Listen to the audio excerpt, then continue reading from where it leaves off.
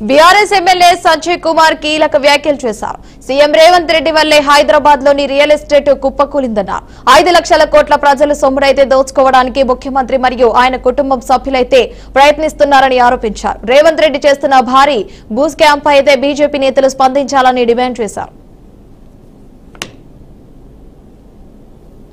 అలాంటిది అంటే ఇప్పుడు మీరు చూసారు కదా, ఉప్పల్లో 18,000 ఉన్న రేటుని ఇవాళ రేవంత్ రెడ్డి ప్రభుత్వం 30% ఎంత? 18,000లో 6,000 గజం.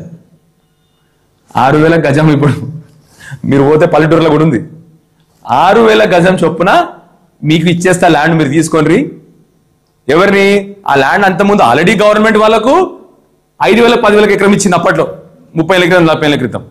దయచేసి లక్ష్మణ్ టాపిక్ డిబేట్ కాకుండా చూసుకో. నువ్వు కూడా చాలా కష్టపడి పెద్ద మంత్రి అయినావు, నువ్వు నీ మీద నాకు అపారమైన గౌరవం. ఇది రాష్ట్ర సంపాదన, ఇది మన భవిష్యత్ స్థల సంపాదన. నా కొడుకు సంపాదన, నీ కొడుకు కూడా ఆస్తి. ఇది 10,000 ఎకరాలు ఔటర్ రింగ్ రోడ్ లోపల, సిటీ మధ్యలో. దయచేసి అర్థం చేసుకోవాలని చెప్పి లక్ష్మణ్ కోరుతున్నా.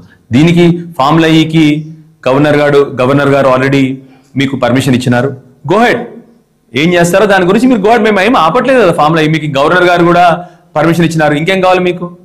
దయచేసి మళ్ళీ టాపిక్లు డీవియేట్ చేయకండి. నేను స్టార్టింగే ఏం చెప్పినా మీకు, డే 1 నుంచి ఇదే జరుగుతా ఉంది, డిస్ట్రాక్షన్ పాలిటిక్స్. ఈ జియో రేవంత్ రెడ్డి అనగానే గుర్తొచ్చేది రియల్ ఎస్టేట్.